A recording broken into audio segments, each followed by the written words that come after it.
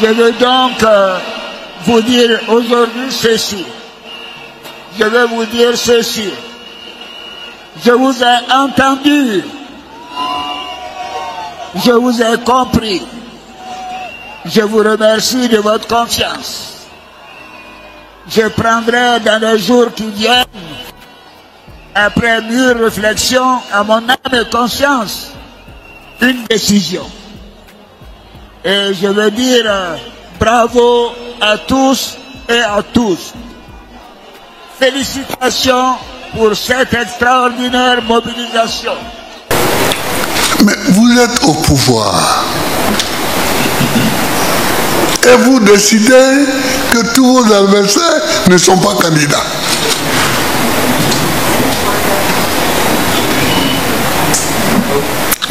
C'est quoi ça? C'est quoi ça? On va où là? Mais en tout cas, dites à celui qui veut écouter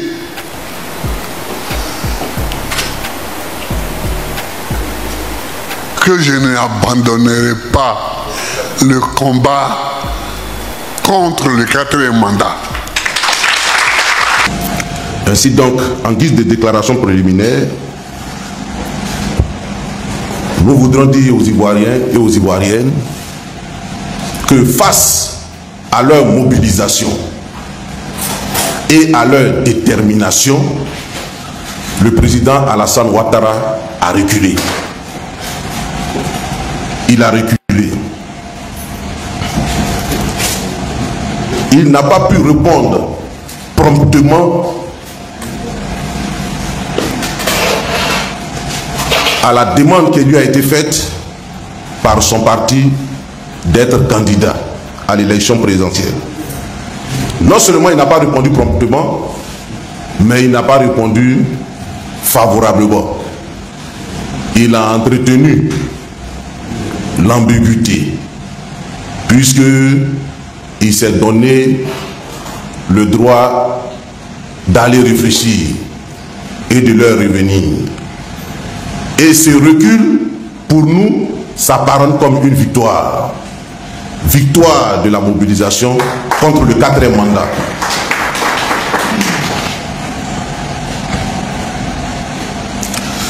Car ce 4e mandat, comme nous le disons, est une violation flagrante de notre constitution, qui est le symbole vivant de notre volonté commune de vivre ensemble. La constitution qui est le creuset de l'unité et de la cohésion nationale. Et donc c'est un bien qui appartient à nous tous. Et nous ne pouvons pas observer qu'à chaque fois cette constitution est piétinée, cette constitution est violée au gré des intérêts de certains hommes politiques. Mais il ne faut pas s'y méprendre. Cette victoire ne doit pas nous faire baisser de vigilance. Cette victoire doit au contraire nous mettre en éveil. Cette victoire doit nous maintenir dans la mobilisation et dans l'extrême vigilance. Car les informations que nous avons font état que ce n'est qu'un simple recul. Un simple recul pour distraire justement notre vigilance afin de mieux sauter, afin de nous prendre de court et de nous prendre à défaut et nous mettre devant les faits accomplis. C'est pourquoi nous devons rester mobilisés, mobilisés de façon constante et permanente. Le RHDP, en décidant de proposer M. Alassane Ouattara comme candidat aux élections présidentielles, a manqué de sagesse et de pertinence. Parce que M. Ouattara ne peut plus faire acte de candidature. Le président Alassane Ouattara a épuisé ses mandatures à la tête de l'État de Côte d'Ivoire. Il avait droit à 2 mandats, il a fait ses 2 mandats. Il avait droit à 2 mandats, il a fait ses 2 mandats. Donc, il n'a même pas à réfléchir.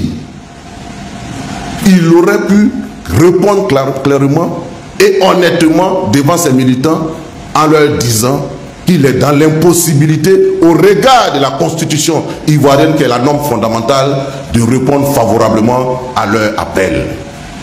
Et qu'il considérait ce rassemblement comme un au revoir pour la présence qu'il a eue à la tête de l'État. C'est ce à quoi nous nous attendions. Parce que il a lui-même dit devant le Congrès en 2020 qu'il ne pouvait pas faire un troisième mandat. Ceux qui ont écrit cette constitution, en l'occurrence le professeur Ouraga Ougou et le ministre Cissé Bakongo, qui sont les juristes, ont à profusion répété devant les médias nationaux et internationaux que le président Alassane Ouattara ne pouvait pas faire un troisième mandat.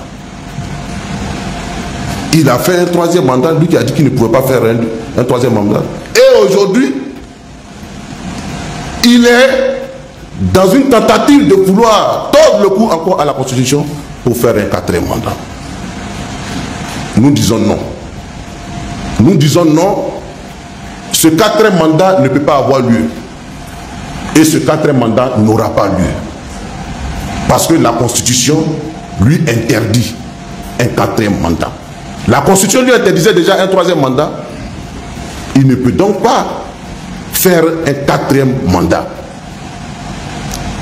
C'est pourquoi, pour nous, ce débat, il est clair, il est net et il est sans ambiguïté dans notre esprit. Voilà. Donc, nous ferons barrage à ce quatrième mandat par les moyens légaux et constitutionnels qui s'offrent à nous. Et Dieu seul sait qu'il y a une panoplie de moyens qui s'offrent à nous pour exprimer notre désapprobation face à ce quatrième mandat.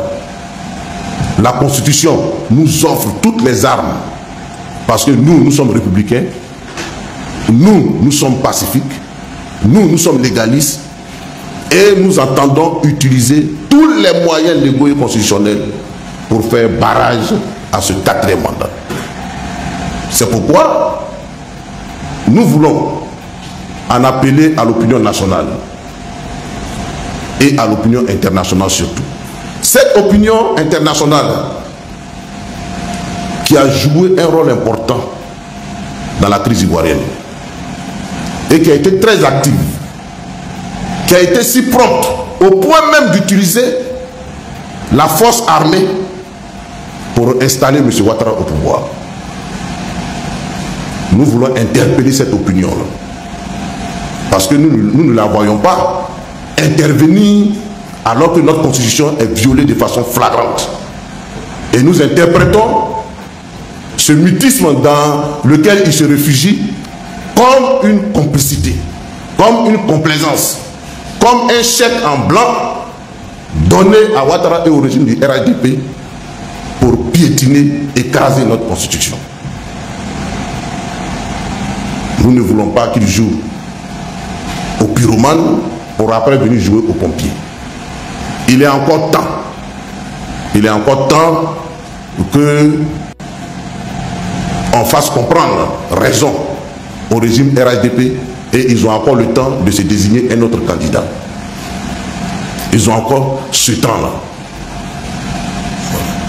Pour ce qui nous concerne, nous sommes en résistance déjà contre ce quatrième mandat.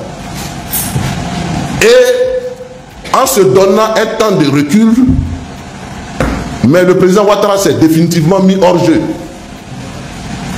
Puisque la commission électorale indépendante donnait à tous les candidats un délai de rigueur pour faire connaître et faire enregistrer leur collecteur auprès de la CEI. Je dis bien tous les candidats. Je n'ai pas dit les partis politiques, les candidats. Et ce délai expirait le vendredi 20 juin dernier. Or, M. Alassane Ouattara n'est pas candidat, puisque j'ai donné un temps de réflexion. Ça veut dire qu'il n'a pas donné ses collecteurs. Et donc, il ne peut pas participer à l'opération de parrainage. Or, le parrainage est une condition d'éligibilité à la tête, à la présidentielle de 2025. Ça veut dire que M. Ouattara ne peut pas faire acte de candidature.